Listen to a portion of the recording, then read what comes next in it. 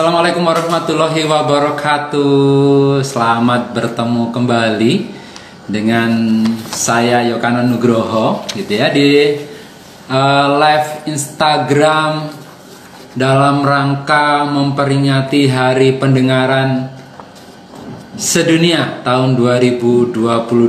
Nah, ini adalah dalam rangka 1 bulan live Instagram gitu ya bersama dengan Yayasan Aurika. Kali ini mungkin berbeda dengan hari-hari biasanya gitu, karena biasanya kita online di pukul 10 sampai dengan 10.45. Tapi karena narasumber kita kebetulan beliau sedang masih ada kesibukan tadi di pukul 10 sampai 10.45, sehingga kita atur waktu lagi dan baru kita bisa laksanakan di pukul pukul 14.00 atau pukul 2 sore ini. Nah, narasumber kita sudah hadir di tengah-tengah kita, itu adalah Ibu Ana Rafika. Beliau adalah Ibu Kaprodi Pendidikan Khusus di Universitas PGRI Adibuana Surabaya. Ya, beliau ini dosen muda yang cukup aktif melakukan banyak penelitian gitu, dan beliau juga menulis banyak buku dan modul untuk pembelajaran anak-anak berkebutuhan khusus.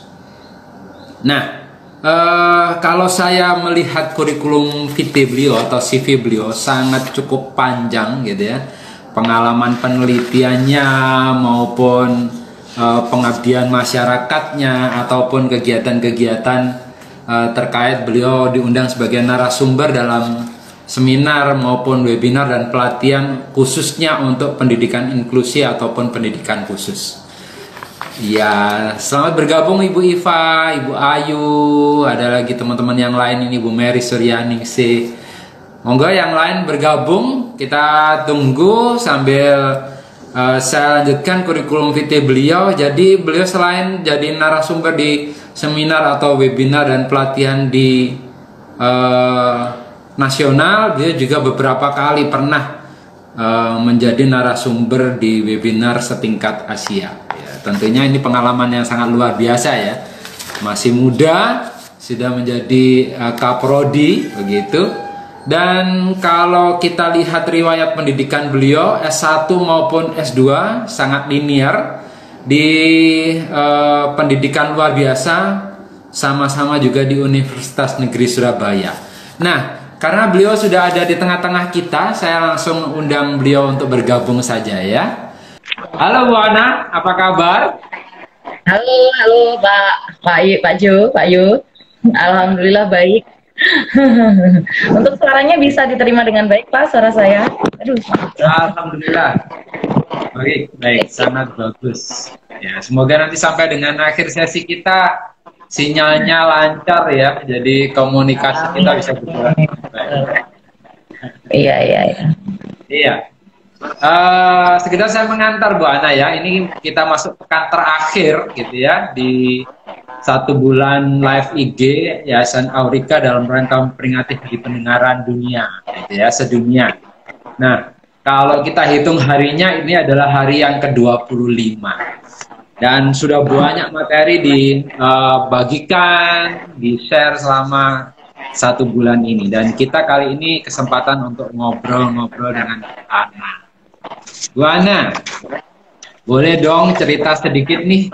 Bu Ana, kalau spesialisasinya ngambil spesialisasi apa ini di ABK? Tentang apa Bu Ana? Oke, terima kasih Pak Yu. Jadi sebelumnya buat teman-teman dan Bapak Ibu semuanya yang hadir, ini perlu saya klarifikasi Pak.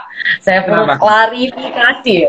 Katanya, oh iya Bu Ana ini dosen muda, sudah jadi kaprodi kayak gitu.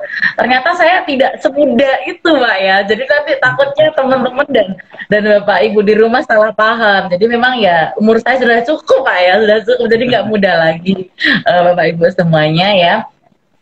Kebetulan seperti yang disampaikan oleh Pak Yukana dan juga teman-teman di Aurika, bahwa untuk saat saya alumninya dari S1-nya UNESA, S2-nya juga UNESA. Nah, untuk S1 seperti yang mungkin di sini banyak kolega saya dan juga mungkin teman-teman sealumni Pak ya. Jadi untuk untuk S1 di UNESA sendiri ada apa ya, kekhususannya gitu ya, keahlian keprofesionalannya. Nah, saat itu ketika saya S1 ngambil spesialisasi untuk tunarungu seperti itu. Kemudian untuk S2-nya lebih ke umum, dan alhamdulillah setelah lulus dulu di S1 punya kesempatan ya teman-teman dan juga Bapak Ibu semuanya untuk sempat mengajar ya Pak ya di lembaganya, di lembaga Aurika ini seperti itu.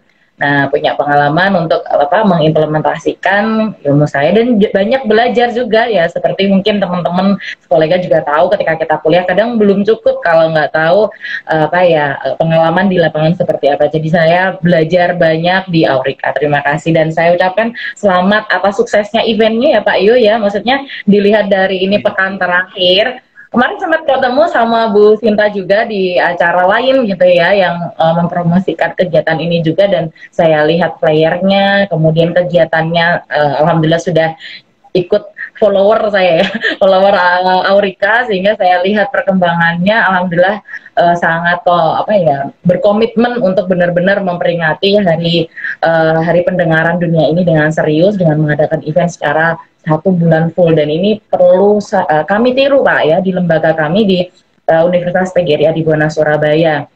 Perlu kami tiru sepertinya. Jadi kami memang kadang mengadakan kegiatan tapi belum seintens ini. Jadi mungkin ini nanti saya tiru ya gitu. Saya pikir akan menjadi manfaat yang baik sekali untuk khalayak umum, apalagi melalui media medsos seperti ini gitu. Oke, iya. Saya panjang banget ya Pak ya perkenalannya. Jadi kurang lebih Bapak Ibu dan teman-teman semuanya yang join untuk saat ini, saya Ana Rafikayati kebetulan sedang bekerja ya sebagai dosen dan sekaligus alhamdulillah diberikan amanah ya di usia yang katanya Pak Yu muda, bagi saya enggak ya gitu, sebagai Kaprodi di Prodi Pendidikan Khusus, atau kalau kita biasanya lebih kenalnya Prodi Pendidikan Luar Biasa atau PLB. Nah, untuk saat ini saya ngajukan itu 2017 Bapak Ibu, nomenklatur di diktenya yang dulu PLB sekarang menjadi PKH atau pendidikan khusus. Makanya untuk di Adibuana nomenklatur yang digunakan adalah S1 pendidikan khusus Universitas PGRI Adibuana Surabaya gitu. Oke. Gitu Pak? Mana?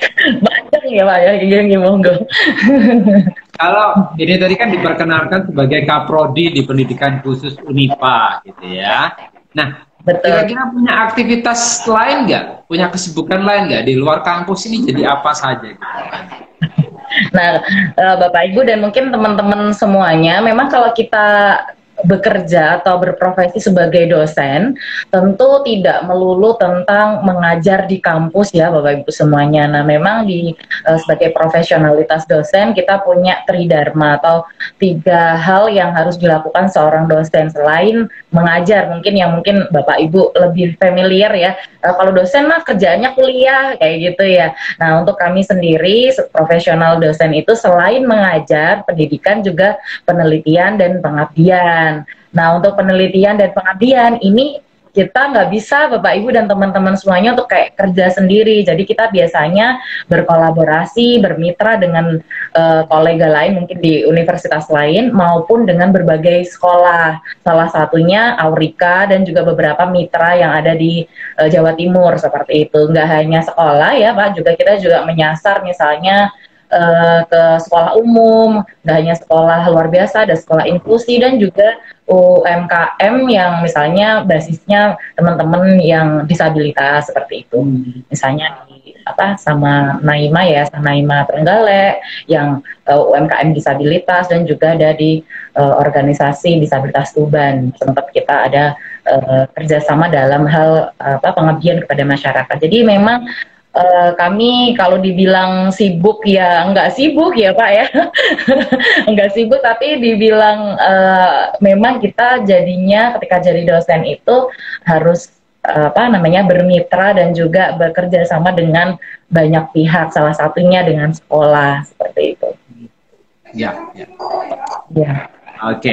Nah, ini di tahun-tahun ini gitu ya, kampus negeri maupun kampus swasta itu kan oleh pemerintah khususnya dari Kemendikbud itu kan sudah mengarahkan untuk wajib ramah ABK atau menerima anak disabilitas di kampusnya, begitu ya. Termasuk saya dengar di Unipa juga sudah mulai menerima mahasiswa disabilitas. Kira-kira konsep ramah disabilitas yang dikembangkan oleh Unipa saat ini apa deh? Bisa diceritakan nggak?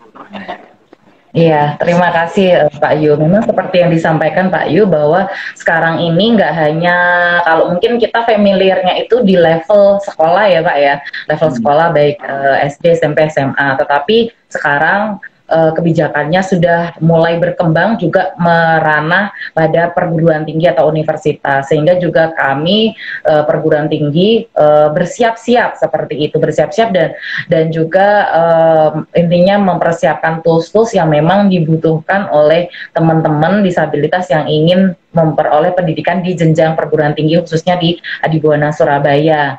Nah, untuk di kami sendiri dan yang kami siapkan otomatis satu dari segi rekrutmen Pak, bagaimana bedanya antara teman-teman yang umum, yang reguler dengan teman-teman yang berkebutuhan khusus ini dari segi penerimaan mahasiswa peserta didiknya seperti itu.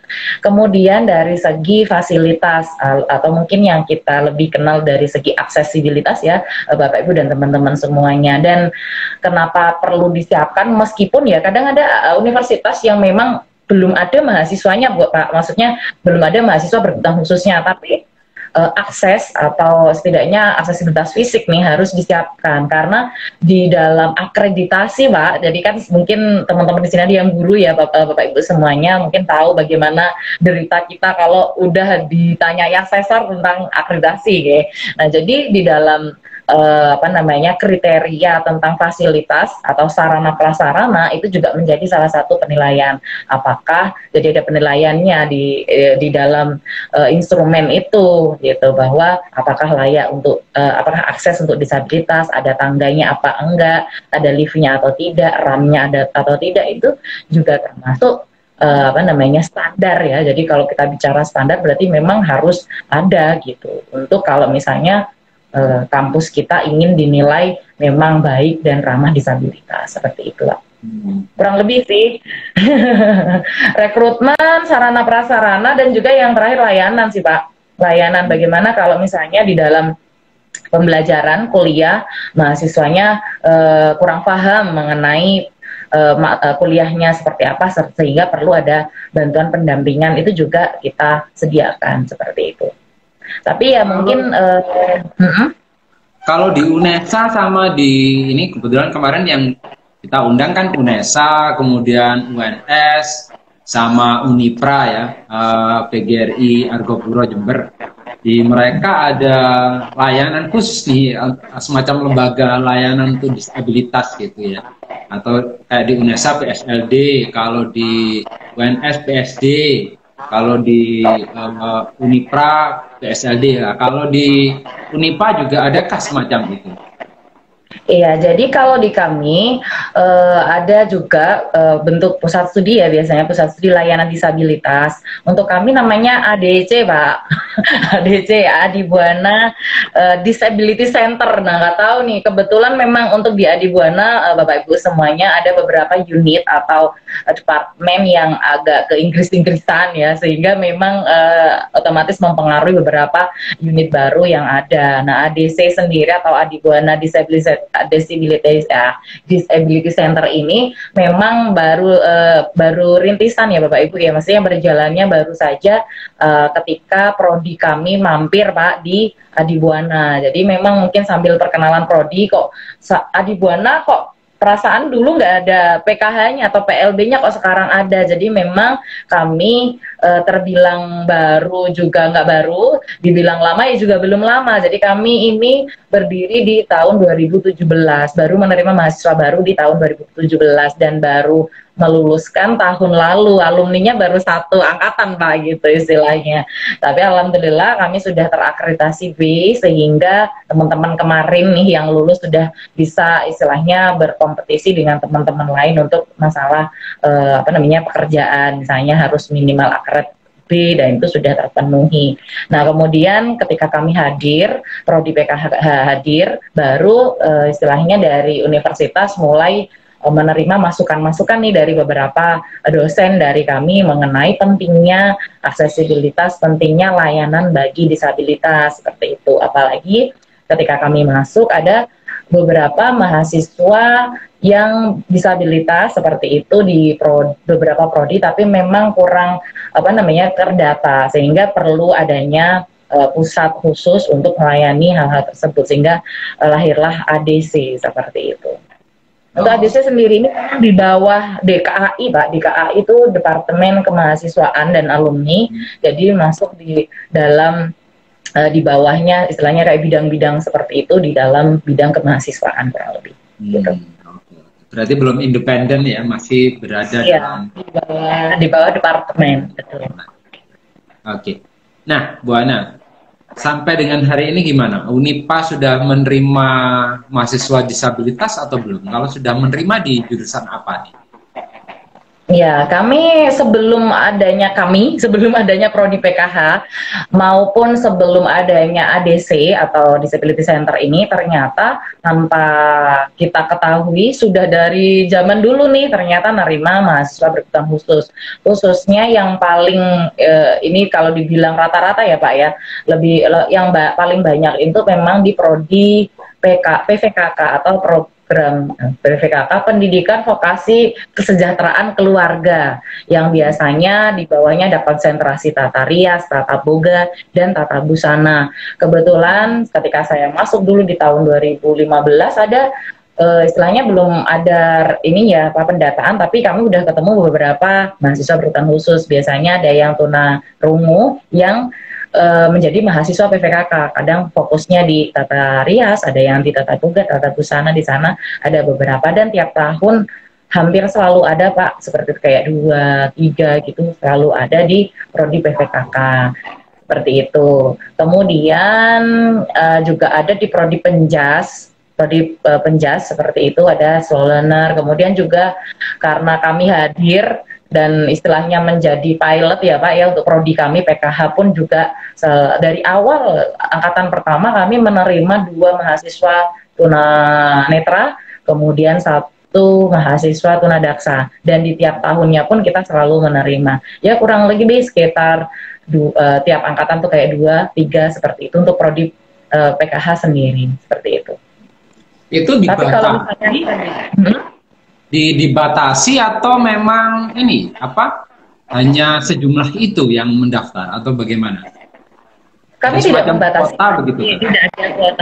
tidak ada kuota kebetulan. Memang ketika kita melakukan pendataan adanya segitu gitu ya. Jadi untuk per hari ini, untuk yang perangkatan ini ya, per tahun ajaran yang sekarang ini kurang lebih kalau di total satu kampus itu sekitar datanya itu 15 mahasiswa Bapak dari berbagai prodi dan berbagai angkatan ya, berbagai prodi dan berbagai angkatan itu ada 15 mahasiswa. Jadi kalau dibilang prosentasenya besar belum, tapi kecil juga tidak, karena memang secara kontinu kami selalu menerima mahasiswa berkebutuhan khusus seperti itu. Intinya kami nggak menolak, kalau hadir ya kita terima ya, tapi berdasarkan asesmen ya Bapak Ibu semuanya seperti itu. Kalau ada kami terima, kalau ya seperti itu tadi tidak ada kuota tertentu untuk saat ini ya Pak ya, begitu, karena memang nggak terlalu banyak ya kalau kita lihat dari segi volume atau jumlahnya gitu. Sebab kalau di sekolah inklusi kan memang dari aturan pemerintahnya tidak ada pembatasan gitu kan, tapi realita di lapangan di sekolah kalau kita menerima lebih dari 4 orang siswa di dalam kelas saja kan merupakan sebuah kesulitan tersendiri. Misalnya apakah di Unipa ada pembatasan, bagaimana jumlah itu, ternyata memang tidak ada pembatasan ya, artinya belum ada. kalau memang ada minat boleh masuk ya. Boleh, silakan berdasarkan asesmen ya Bapak Ibu semuanya, begitu di awal. Nah, tentunya ada syarat dan ketentuan yang berlaku ya, ibarat kalau menerima hadiah nih, ibu dapat hadiah nih, tapi ada syarat ketentuan berlakunya gitu ya. Nah, kalau di Unipa apa nih syarat ketentuan berlakunya untuk bisa jadi mahasiswa di Unipa? Nah, kebetulan kalau di kami ini biasanya untuk rekrutmen kita bekerja sama dengan bagian Departemen PMB ya, penerimaan mahasiswa baru untuk jadi ada slot gitu, kalau reguler nanti diteskan di sana, kemudian untuk yang berkebutuhan khusus ada tes tersendiri, ada tes tambahan sih sebenarnya, bukan tersendiri. Untuk tesnya kurang lebih sama, kita ada tes TKD seperti itu, yang karena sekarang lagi COVID Pak ya, sekarang ya juga online, tinggal ngisi-ngisi kayak gitu. Kemudian ada prodi-prodi khusus yang memang membutuhkan skills, misalnya seperti penjas, itu ada tes tambahan ya Bapak Ibu semuanya, ada tes prakteknya. Kemudian misalnya ada PGSD itu juga ada tes wawancaranya, karena ada kayak keterampilan khusus, misalnya bagaimana cara mendongeng dan lain-lain. Kalau nggak salah ada beberapa prodi yang ada tes tambahan selain tes TKDA ya Bapak Ibu gitu. Setahu saya sih ada 2 prodi itu ya, untuk penjas dan juga PGSD. Nah, untuk yang mahasiswa disabilitas ini ada tambahan wawancara seperti itu, kurang lebih untuk mengetahui kemampuan dari teman-teman disabilitas gitu. Itu yang ada. Sedangkan apa saja persyaratan di tiap prodinya ya Pak ya? Atau gimana tadi pertanyaannya? Atau apa yang perlu disiapkan? Syaratnya apa nih kalau mau masuk yang harus disiapin? Betul. Nah, untuk syaratnya kurang lebih harus daftar dulu ya Pak ya, pertama daftar dulu di situ, jadi kita tahu oh ini benar-benar mau masuk apa enggak. Oke. Nah, kemudian untuk persyaratannya, jadi seperti yang mungkin Bapak Ibu dan teman-teman ketahui, untuk jenis disabilitas ini kan sangat beragam ya, sangat banyak. Ada tunanetra, ada tunarungu, kemudian tunagrahita, daksa dan lain-lain. Nah, untuk di kami sendiri kita itu menerima semuanya ya. Tapi terkecuali untuk yang tunagrahita Bapak Ibu semuanya, karena memang ini berdasarkan aturan dari Dikti sendiri gitu. Untuk teman-teman yang memiliki hambatan intelektual itu tidak disarankan mengikuti program yang sifatnya vokasional gitu. Jadi tidak jenjang tidak bersertifikat atau jenjang seperti sarjana, D3 dan lain-lain. Jadi kami malah ada program khusus yang masih kami rancangkan Pak, untuk teman-teman tunagrahita, untuk program vokasional seperti kemampuan yang bersertifikasi seperti itu. Nah, untuk yang di jenjang S1 sarjana, kebetulan di kami nggak ada D2, D3 sih Pak, langsung kebanyakan S1 ya gitu. Kebanyakan S1 seperti itu, jadi kurang lebih semua jenis kekhususan kami terima, mulai tunanetra ada di kami, tunarungu ada, kemudian tunadaksa juga ada gitu ya, dan ada beberapa jenis lainnya. Nah, mungkin yang tidak disertai dengan hambatan intelektual, mungkin itu. Jadi makanya kita biasanya di awal ketika rekrutmen itu beberapa pertanyaan mungkin yang meliputi hal-hal tersebut gitu. Okay.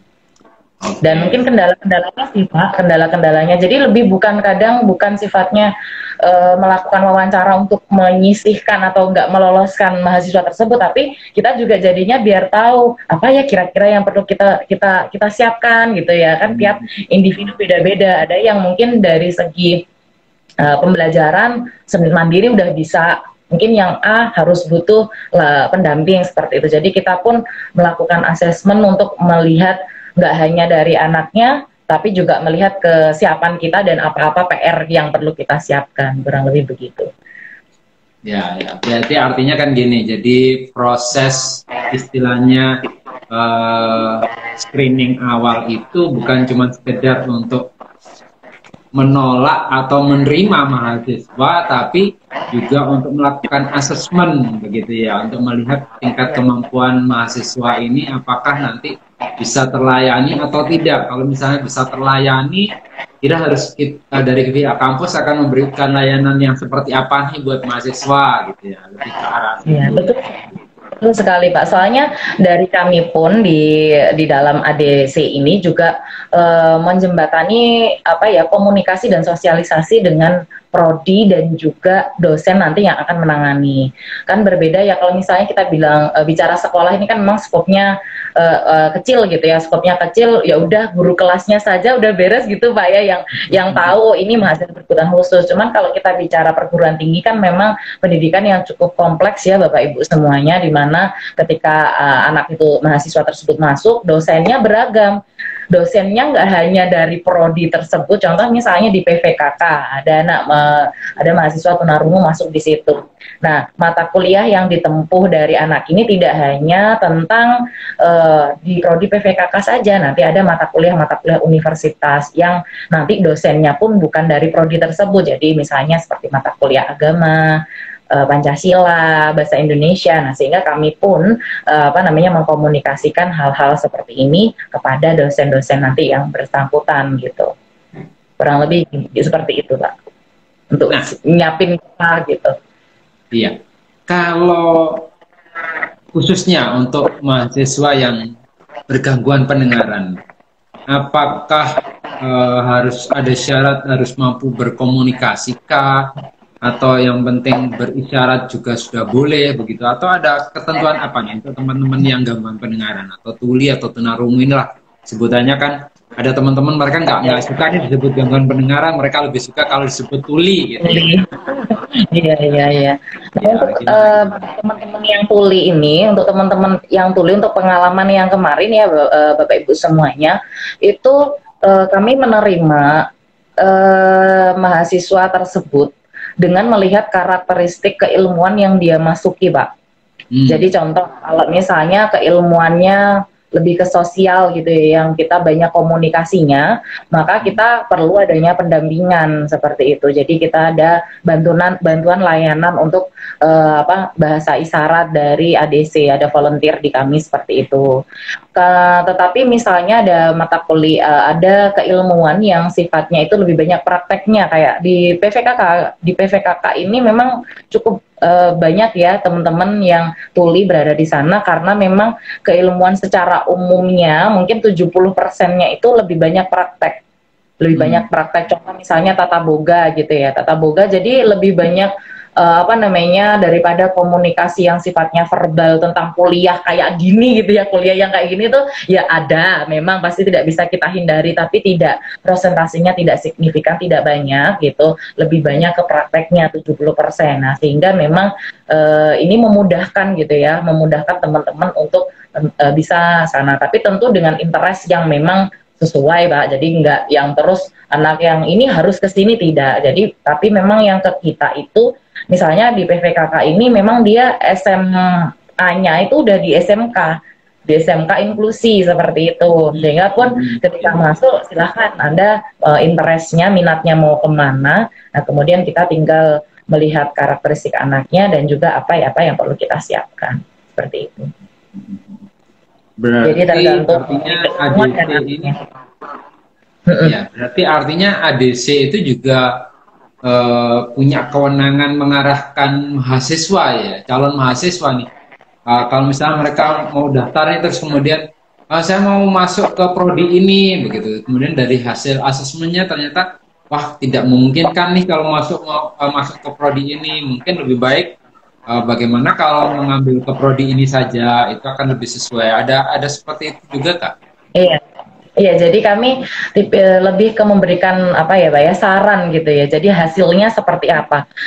Dari dalam artian ini kan sebenarnya final decision-nya itu kan di PMB Pak, penerimaan mahasiswa baru secara umum, dan kami dimintai bantuan untuk dari segi konsultasi kan, ketika anak yang seperti ini tentu bidangnya di kami, dan kemudian kami melakukan screening seperti itu dan potret hasilnya anaknya seperti ini, sehingga jika biasanya kita setorkan hasil itu gitu ya kepada PMB, biasanya akan dikomunikasikan ke anak tersebut kembali. Contoh misalnya ada anak tunadaksa gitu ya, misalnya mau ngambil penjas gitu.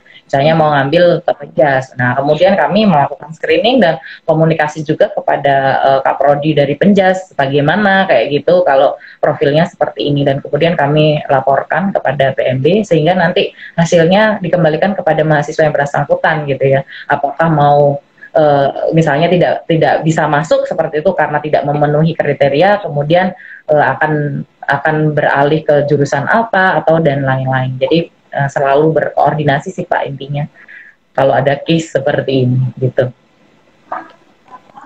Nah, kalau di negeri atau di tingkat SMA sekolah lah, di tingkat sekolah gitu ya, atau di perguruan tinggi negeri, itu kan ada jalur khusus ya. Jadi untuk mendaftar, misalnya kalau untuk yang disabilitas berarti lewat, ada dua pilihan nih, mau tetap ikut reguler boleh, atau mau lewat jalur disabilitas gitu. Kalau di Unipa apa juga begitu? Atau memang kalau yang untuk disabilitas harus mereka semua masuk dari jalur disabilitas saja? Itu bagaimana? Untuk seperti yang mungkin saya sampaikan sebelumnya ya, untuk Bapak Ibu dan teman-teman semuanya, untuk kami sendiri layanan disabilitas ini dibilang baru belum, juga nggak baru, lama juga belum, sehingga kami juga masih mencari template yang sesuai seperti itu ya. Sedangkan untuk penerimaannya sendiri untuk sampai saat ini sebenarnya kita juga sudah komunikasikan ke beberapa pihak, tapi mungkin karena banyak kendala Pak, apalagi di saat COVID seperti ini, banyak sekali kendala ya di 2 tahun ini, sehingga untuk saat ini belum ada layanan yang jalurnya khusus untuk disabilitas, sehingga jalur yang ada untuk saat ini cuma jalur reguler. Nah, cuman memang ketika pendaftaran dilakukan secara reguler, bagian PMB nanti yang akan melakukan screening, akan mengetahui anak ini berkebutuhan khusus atau tidak, sehingga ada kami hadir di situ untuk pendampingan, kurang lebih demikian. Untuk jalurnya sama, tapi tentu treatmentnya berbeda ketika anak tersebut ada kebutuhan khususnya begitu. Nah, misal kayak saya dari orang tua tidak paham untuk membantu proses mendaftarnya, begitu ya. Kemudian mahasiswanya juga tidak masih kebingungan nih proses mendaftar gitu. Nah, untuk di Unipa, apakah yang seperti ini terus kemudian ada bantuan khusus untuk memberikan layanan buat mereka melakukan proses pendaftaran? Mereka datang ke kampus kah untuk mendaftar? Karena kan selama ini daftarnya via online ya, via online nih, pasti ada yang kesulitan seperti itu. Nah, kira-kira apakah mereka terus kemudian harus datang ke kampus, ke ADC kah, atau kemana gitu untuk kemudian dibantu proses pendaftaran menjadi mahasiswanya? Oke, nah seperti yang saya sampaikan, sejak COVID ini kita pendaftaran 2 cara Bapak, melalui online dan juga melalui datang langsung. Juga kami menerima ya, apalagi dengan sekarang ini yang mungkin kondisinya cukup landai ya Bapak Ibu semuanya untuk COVID-nya.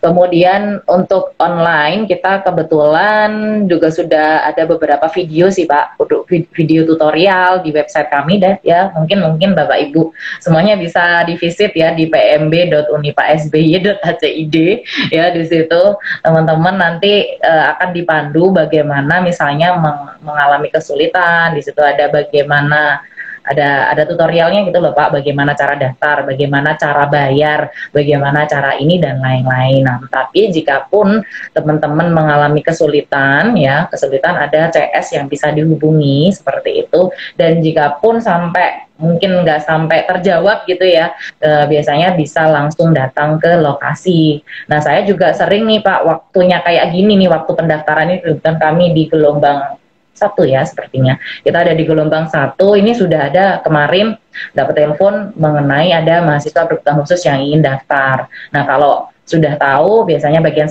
screening di awal, ya sudah nanti langsung ke bagian ADC seperti itu untuk melakukan penanganan. Kadang kita wawancaranya nggak ketemu juga sih Pak, hanya kadang ngobrol lewat Zoom atau video call, setidaknya biar tahu nih karakteristiknya seperti apa, atau kadang ngobrol sama orang tuanya seperti itu, kurang lebih. Okay. Nah, ini nih tentunya kan apa nih yang harus disiapkan oleh mahasiswa calon ABK sendiri maupun gurunya atau orang tuanya, ini kiatnya apa agar kemudian mereka siap masuk di Unipa untuk menjadi mahasiswa disabilitas. Oke, untuk apa yang disiapkan tentunya harus tahu mau kemana sih Bapak Ibu ya. Soalnya banyak teman-teman ini nggak tahu ya. Mungkin saya di usia itu seperti itu ya. Di usia kita masih lulus SMA itu kadang bingung mau kemana, sehingga kadang jadinya pindah-pindah gitu loh. Maunya awalnya di Penjas, habis itu di sini dan lain-lain. Nah mungkin perlu kembali didiskusikan di keluarga, dikristalisasikan gitu ya, dikristalisasikan tentang mau ngambil kejurusan apa kayak gitu, potensinya di mana dan lain-lain seperti itu. Kemudian dan disiapkan persyaratannya, tentu dimanapun teman-teman berada, mau apply dimanapun pasti kok ada tesnya seperti itu ya, ada tesnya. Nah itu mohon disiapkan sedianya tes TKDAT atau TPA itu yang biasanya tiap universitas tidak hanya di Adibuana saja selalu ada gitu ya. Meskipun memang untuk yang disabilitas ada plafonnya Bapak, kita ada ini ya, ada apa namanya baseline khusus gitu untuk yang disabilitas. Kemudian disiapkan lagi misalnya mau ngambil jurusan yang sifatnya berpraktik ya, berarti harus latihan. Contoh misalnya Penjas ingin mau ambil konsentrasi di lari, berarti kan perlu nih latihan lagi biar nanti hasilnya baik gitu.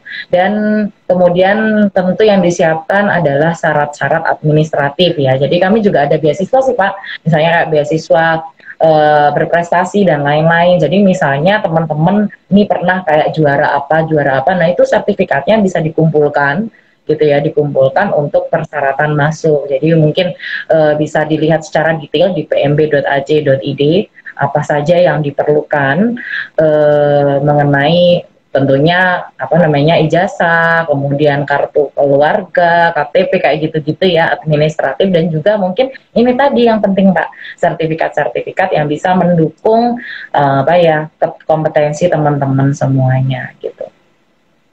Betul Pak. Ya. Gak terasa loh, tiba-tiba sudah masuk di 35 menit ini. Tinggal 10 menit lagi obrolan kita. Karena sebelumnya saya mungkin bisa minta maaf ya kepada teman-teman dan juga Bapak Ibu semuanya kenapa kok ganti jam gitu, dan juga kepada panitia gitu ya yang mungkin dibuat schedulingnya oke, setiap jam 10 tiap hari dan kemudian harus geser ke jam 2 ya Bapak Ibu semuanya, saya minta maaf sebelumnya gitu. Tapi nggak apa-apa, biar nggak ngantuk Pak di siang-siang gini, ngantuk-ngantuk oh ya dengerin, lihat di Aurika ya, sana Aurika lagi ada apa juga boleh gitu. Oke, nah ini nih, kalau kampus negeri kan ada batasan usia ya.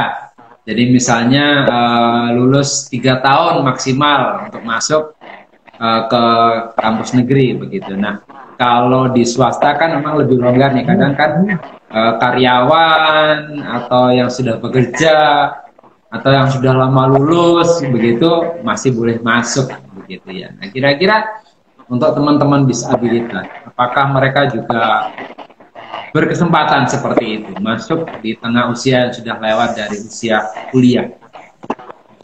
Oke. Nah itu istimewanya, mungkin istimewanya dibilang kampus swasta daripada kampus negeri Pak ya. Istimewanya kampus swasta demikian, kok yang berkebutuhan khusus gitu ya, yang reguler pun kita banyak menerima kampus karyawan, kelas karyawan, kemudian ada kelas malam, kemudian juga ada guru-guru misalnya sekarang kan banyak Pak yang belum misalnya ngajar di SLB nih, terus sertifikat atau ijazahnya belum PLB atau PKH sehingga kuliah di kami gitu juga banyak. Dari segi usia ya jadinya ketika saya ngajar jadi sungkan Pak ya, dalam artian yang saya ajar jujur kadang ada yang seusia ibu saya gitu ya, seusia bapak saya gitu, sehingga dan mungkin dari segi pengalaman empiris ya, pengalaman yang di lapangan, saya yakin Bapak Ibu ini lebih berpengalaman gitu ya dari saya. Jadi kadang kuliah juga isinya kita curhat-curhat gitu ya, kita sharing-sharing dan lain-lain. Nah, untuk disabilitas juga demikian, tidak ada batasan usia gitu ya bagi teman-teman. Saya yakin sekarang apalagi ada yang viral ya, ada nenek-nenek kuliah. Nah, saya yakin bahwa setiap orang ketika punya keinginan, setiap individu saya pikir berhak untuk memperoleh pendidikan yang memang mereka inginkan, seperti itu, tanpa memandang usia, kemudian keadaan fisik. Nah, untuk disabilitas dan juga teman-teman semuanya gitu. Kalau khususnya di PKH nih, khususnya di PKH ya, kan masih banyak nih teman-teman guru yang lulusan D2 ya. Kira-kira ada nggak jalur penyetaraan di PKH? Ada, kita menerima untuk D2 teman-teman kan ada yang dari Bapak Ibu ya, teman-teman ini Bapak Ibu saya karena SGPLB biasanya ya, D2 SGPLB kami menerima jalur transfer Bapak untuk Bapak Ibu yang mungkin kemarin belum S1 sekarang mau S1, ada jalur transfer begitu. Kemudian juga ada jalur rekognisi gitu ya. Jalur rekognisi ini untuk Bapak Ibu yang belum, kalau rekognisi ini biasanya untuk teman-teman Bapak Ibu yang bukan PKH. Jadi contoh agama kayak gitu Pak ya, atau pendidikan PGSD, kemudian mau ngambil ini, nah kita biasanya ke jalur rekognisi dengan persyaratan nanti ada beberapa hal yang dikonversi, kemudian pengalaman mengajarnya berapa lama dan lain-lain. Jadi kita banyak beberapa jalur Bapak Ibu semuanya, ada jalur transfer, ada jalur rekognisi atau RPL, rekognisi pengalaman lapangan ya, kemudian juga ada jalur reguler. Kita selain itu juga ada kelas kelas untuk pekerja ya, untuk guru-guru ini biasanya kan tentu berbentrokan Pak dengan pekerjaannya ya, apalagi kalau misalnya pekerjaannya sudah harus fingerprint dan lain-lain kan, sehingga memang kita ada kelas khusus di jam yang istilahnya lebih longgar untuk ibu-ibu dan bapak ibu yang ingin kuliah sambil bekerja, seperti itu juga ada. Ya. Nah, terakhir nih pertanyaan saya, untuk teman-teman disabilitas, adakah semacam beasiswa kah, atau misalnya keringanan biaya kah, atau bagaimanakah? Iya, oke. Nah ini sebenarnya banyak Pak yang bertanya, memang ada beberapa disabilitas yang ke saya untuk menanyakan hal ini. Untuk usulan ini sebetulnya sudah kami ajukan ke universitas ya, ke lembaga. Nah cuman memang ini masih agak masih proses lah Pak ya, untuk pengajuan ini belum di ACC, sehingga untuk saat ini masih belum ada. Kami ada beasiswa, banyak beasiswa, tapi bukan skema untuk disabilitas, tetapi disabilitas sebenarnya bisa untuk masuk gitu ya. Jadi kami ada jalur akademik, misalnya bagi teman-teman yang berprestasi. Nah misalnya ada disabilitas ya, kemudian dia berprestasi juga bisa masuk seperti itu. Atau jalur kurang mampu juga ada. Nah berarti misalnya ada disabilitas kurang mampu, ada persyaratan-persyaratannya oke, juga bisa masuk. Tapi memang untuk jalur disabilitas sendiri atau mungkin nama beasiswanya disabilitas kami belum ada. Tetapi intinya ketika nanti teman-teman masuk, jangan khawatir, ada beberapa beasiswa yang tersedia gitu ya. Apalagi sekarang ini pemerintah Pak, untuk kementerian ini sedang getol-getolnya memang untuk memberikan kemudahan dari segi finansial bagi teman-teman yang ingin kuliah ya, sebenarnya bukan hanya yang disabilitas, melalui PIN ya. PIN itu kalau dulu namanya apa ya Pak ya, kalau dulu itu namanya itu sekarang namanya PIN ya, mungkin teman-teman bisa browsing ya, udah lupa. Jadi ada namanya PIN, di kami itu banyak yang dapat gitu loh, banyak yang dapat. Jadi teman-teman kuliah gratis, dibayari negara itu banyak. Intinya iya Kartu Indonesia Pintar. Melalui KIP itu, nah teman-teman bisa kuliah secara gratis. Itu banyak, mahasiswa kami itu banyak yang dapat. Alhamdulillah untuk Unipa sendiri kuotanya tiap tahun banyak gitu loh, sehingga mungkin teman-teman bisa berkesempatan untuk masuk. Nah tapi juga ada beasiswa khusus Pak untuk teman-teman yang disabilitas, bukan dari Unipa tetapi dari pemerintah. Tetapi banyak yang dapat ya, apa ya ceritanya ya, jadi seneng gitu tapi bingung ceritanya. Jadi namanya itu ADIK. ADIK itu berarti apa ya, afirmasi disabilitas atau apa gitu loh Pak, singkatannya tuh ADIK. Teman-teman bisa cari beasiswa ADIK. Di kami sendiri tahun ini semuanya dapat ya, yang disabilitas dapat semuanya. Semuanya yang disabilitas kami ajukan dan dapat, tapi tidak boleh bentrok memang dengan yang KIP tadi Pak. Dengan KIP nggak boleh bentrok, jadi misalnya teman-teman yang udah dapat KIP nih nggak boleh daftar adik.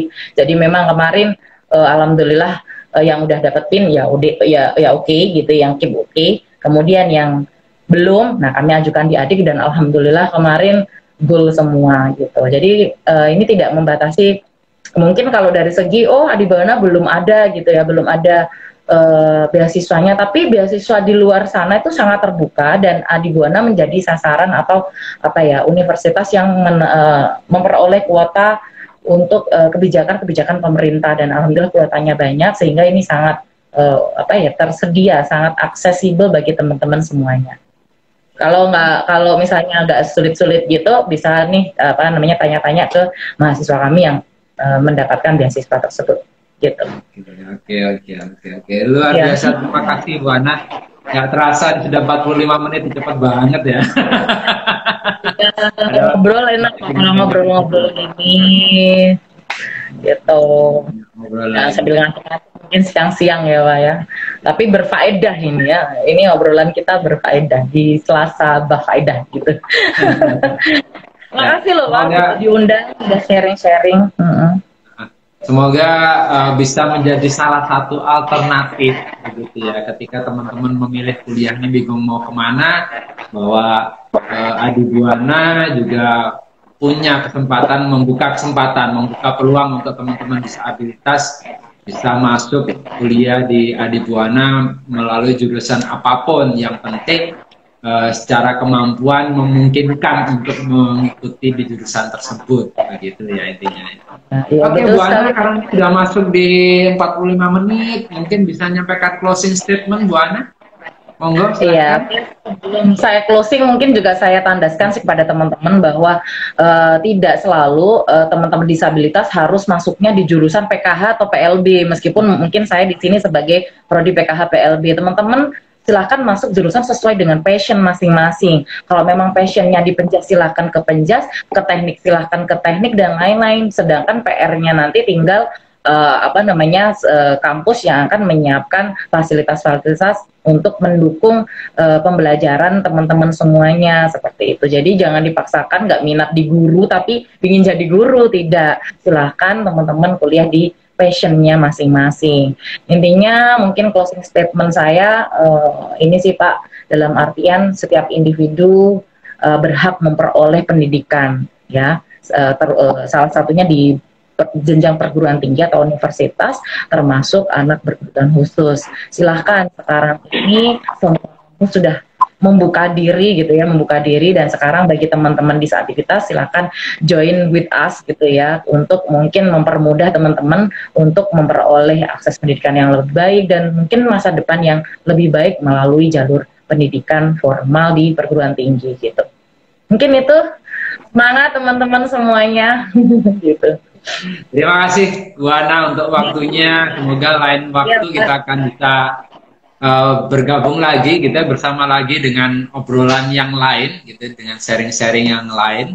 Semoga nanti kita akan ada waktu lagi, karena kita berharap bahwa live IG ini tidak hanya berhenti di peringatan Hari Pendengaran Sedunia ini, tapi kita akan bisa lanjut terus, mungkin setiap bulan, setiap bulan 2 kali begitu, untuk sharing-sharing pengalaman, sharing-sharing pengetahuan, sehingga melalui media Instagram Yayasan Aurika ini kita bisa berbagi banyak ilmu dan pengetahuan buat masyarakat khususnya. Nah, teman-teman sahabat Aurika atau Bapak Ibu sahabat Aurika, bahwa tidak terasa ya, ini tinggal 2 hari lagi, jadi besok tanggal 30 dan tanggal 31. Di tanggal 30 kita akan ada sharing tentang teknologi pendengaran gitu ya, terkini. Dan di tanggal 31-nya akan menjadi gong acara atau sekaligus sebagai penutupannya. Nanti akan bertemu dengan Ibu Sinta Nursima, ya, Master FPT-nya Yayasan Maruka tentunya. Nah, oh iya, kalau tidak salah ini di Instagram kita juga sudah sampaikan nih bahwa Aurika akan memberikan giveaway, ya. Apa giveaway-nya dan siapa yang akan menerima giveaway-nya? Pantengin terus, entah besok, entah di tanggal 31. Jadi wajib ikut, karena kalau nanti tidak mengikuti, wah bisa-bisa hangus nih giveaway-nya. Ya, oke. Sekali lagi terima kasih Bu Ana. Semoga kita bisa ketemu di lain sesi, di lain waktu.